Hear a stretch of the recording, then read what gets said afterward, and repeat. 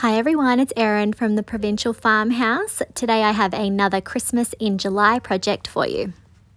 Today's project is inspired by a hymn board that L&J Goods did last year. I will put a link for that in the description of this video, and I am going to be creating mine out of a thrifted spoon rack. My first step after cleaning is to give this 2 coats of Dixie Belle's drop cloth chalk mineral paint. You can find a full product list in the description below, and most of these products on our website, theprovincialfarmhouse.com.au. I've had this spoon rack for a little while. I thrifted it probably about a month ago, and I was wondering what I should do with it. And when I saw the photo by L&J Goods of that hymn board, I thought that this would be perfect for that. Now, I don't know if that was a piece that was made specifically for it or if it was a vintage hymn board. I don't know, but I'm going to put my own spin on that project today. These spoon racks can be pretty common over here in Australia anyway, and I thought that it would be a good idea to show you guys one way that you can make them over. If you don't have access to a spoon rack, however, if you have just a plain piece of wood, you could probably sort of embellish that to get a similar look using molds or strips of wood. I feel like this is definitely something that you could replicate. While my paint is drying, I'm going to create some IOD molds. I'm going to be using Jovi air dry clay with the Dainty Flourishes mold. I'm first dusting the mold with cornstarch. This is going to help my clay release, and then I'm going to be very carefully working that clay into each of the designs. If you don't have access to this mold, that's okay. IOD make a lot of other wonderful designs, or you could always use stamps instead. So as you can see, I've dusted the 2 swirl designs up the top, so I'm going to be casting one of each of those. I'm working that clay into the design, and then I'm using my thumb to press outward to work the excess clay out of the mold, and that micro rim is helping me get a really nice smooth edge. So once I have the mold filled completely, I will carefully flex the mold and then turn it over so that it will release.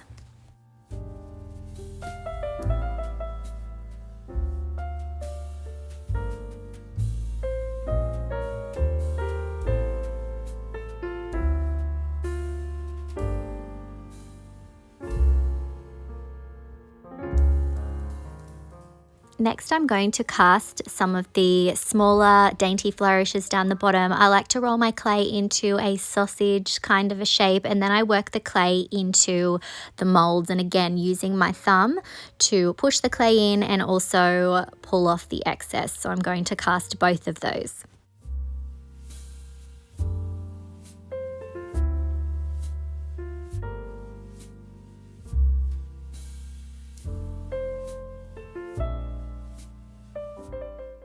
Now I need to arrange my castings on the spoon rack, and I'm going to start with the larger pieces from the Dainty Flourishes mold. I decided to arrange them in a way that complemented the arch up the top, so I'm going to have them facing down, and I'm going to also be positioning them a little bit apart because I know I want to have something in the center. I just have to find something that's going to fit.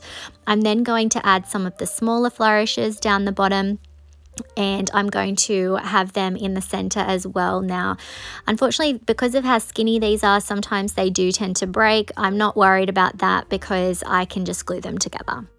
Next, I'm going to cast one of the oval shapes from the Cameos mold. I'm dusting that with cornstarch, and then I will work my Jovi air dry clay into that. I just felt like that would look really lovely up the top in between the 2 pieces from the Dainty Flourishes mold. So don't be afraid to mix and match your molds. They definitely work beautifully together. Now that I have them positioned the way that I want, I need to glue them down. So I'm going to use a strong wood glue to attach these. You definitely want to make sure that you cover the entire back of your castings so that they stay down well. As a side note, if you don't know what a hymn board is, it's something that they use in the church to display what hymns or carols they're going to be singing at the Mass that day, and also page numbers for the hymn books. Once I have all my castings glued down, I'm going to very carefully come in and paint them with that same drop cloth chalk mineral paint. I like to paint my clay castings before they're completely dry because I find that I get less cracking when I do this, but you definitely need to be very gentle. If you are too rough, you could damage the detail, so just take this very slowly.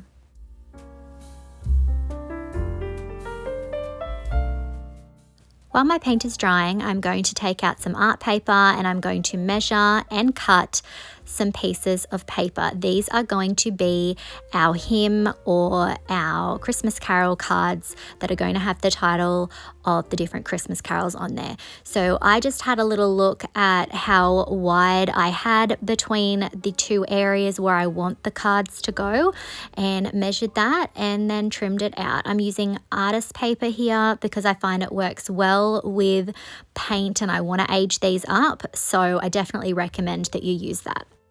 Next, I'm using IOD's letterpress stamp. I'm going to spell out the word silent for the Christmas carol Silent Night. So I'm laying out the letters how I want them to appear on the paper, and then I'm going to use a thin mount to help me line up the letters. These are great because they have the grid lines, so I'm just pressing that down, and then I'm going to be using IOD's permanent black ink over the top of those, and then I'm going to tidy up any areas where I got ink that I shouldn't, and then I'm going to very carefully position it where I want it to go and press down. Remember to always have one hand holding your stamps in place while the other moves and applies pressure, and then lift straight up. So once I have the word silent done, I need to organize the letters for the word night, repeating the same steps, and then we will have the Christmas Carol Silent Night card ready. I'm going to be repeating the same process for our second Christmas carol, and for this one I want to spell out the carol Joy to the World, so I have the words joy and to ready, and I'm going to position that. Now obviously there's only one letter O, so I have to wait to add the letter O to the T till I'm done with the first one. So you just want to take your time and definitely plan out your projects to make sure that you leave gaps where you need to for repeating letters. If you don't have access to these stamps, you could use stencils or you could print out the Christmas carols that you want to use. I'm now going to be painting some cardboard tags that I already had. I'm using Dixie Belle's cotton chalk mineral paint. I wanted a bit of a contrasting color. I didn't want it to blend in with the drop cloth. These are going to be our tags for the page numbers for the hymn books, and I wanted a different shape for these as well, just so they were distinguished apart from the Christmas carol cards. I'm now using a ribbon spool and I'm tracing around. I want to have a rounded edge for the bottom part of the tag, but I still want to keep the more decorative shape up the top. And then once I've traced that out, I'm carefully cutting that out and repeating the same step for each of the number tags. I want to give the Christmas carol labels or cards, I want to give them more of a vintage look. So I've poured out some of Dixie Belle's Au Naturel Voodoo Gel Stain, and I started applying it and realized that I should definitely add a little bit more water. So I've added a little bit more water and I'm going to apply that with a chip brush. I'm even going to use my mister on the paper itself because this is artist paper, it can tolerate that. And I'm covering the whole thing, and then I'm going to get a paper towel and dab off the excess. I just want to give this a more antique look, like it's been used over the years. And then I'm using some brown Bestang wax. I haven't got any extra. I'm just using my brush that I have dedicated to that wax, and it's just giving us a bit more of a hint of age around the edge. I'm going to repeat the same process for our Joy to the World card and also for our little tags that we made for the hymn page numbers. So just adding that Au Naturel watered down mixture and dabbing some of it off. And I feel like that brown wax just adds a little bit more age as well. Next, I'm going to seal my hymn board with Dixie Belle's Gloss Clear Coat. I'm going to be using wax, but I worried about being able to get into all of the details in my castings with the wax. I felt like that would be a little bit of a challenge, so the Gloss Clear Coat will work here for that. When the clear coat is dry, I'm using some of Dixie Belle's Best Dang Wax in brown. I'm working it into the details of my castings. These have been set for 24 hours, so they've had plenty of time to dry. And I'm also using a smaller artist brush to get into all of those smaller spaces. I'm still being gentle here. I don't want to damage them. And I'm just working that wax into those details. It's really going to highlight them beautifully. And I'm also going to put the wax along the little crevices and the corners. I feel like this will give a sense of age, but I didn't want to age the entire thing. I'm now grabbing a microfiber cloth to wipe back the excess. Now, as I was doing this, I was having a little bit of trouble getting down into some of those tighter areas where I had used the artist brush. So you will see in a moment that I do decide to get a paper towel.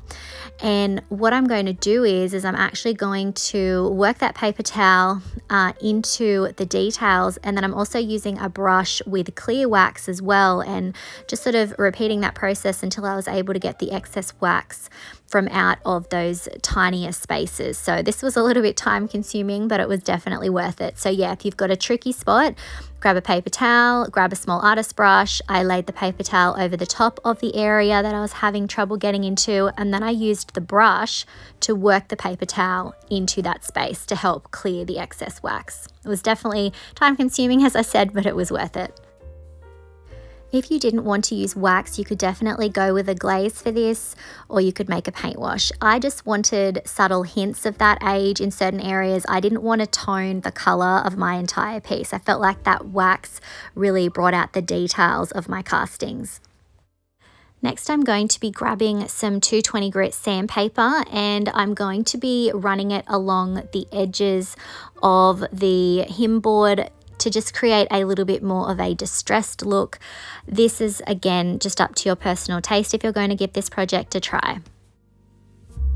Before I add the cards that we created, I decided to use the IOD ink pad with my black ink, and I decided to rub it along the edges of each of the cards and the number tags.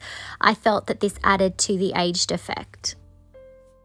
If you don't like the idea of this as a hem board, but you like the look, you could turn this into an advent calendar instead. Now it's time to add the cards. So I'm going to be putting the Christmas carols on the left-hand side, and I have these thumbtacks. They've just got a nice gold tone to them, but they're a little bit long, so I'm using my pliers. I'm using the wire cutting side to trim off the excess tack so that it will fit nicely. I'm going to repeat that process for each of them because my wood wasn't very thick, so I didn't want this coming through the other side.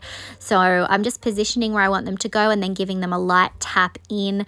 This is just to hold the paper in place, so I didn't feel like I needed to be too rough, and I felt like if whoever was using this wanted to, that they could change out the Christmas carols if they wanted. They could take those tacks off.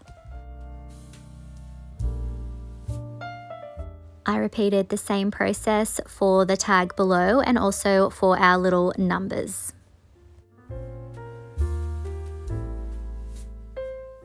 And here's our finished hem board.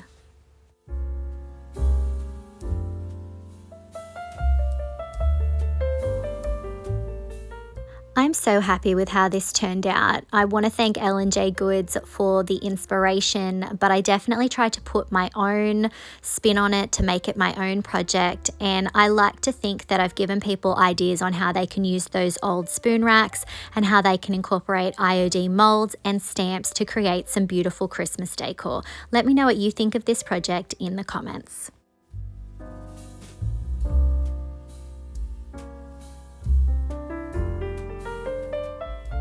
If you enjoyed today's video, I would really appreciate it if you would hit that like button, comment, and share it out to a friend that you think might enjoy it.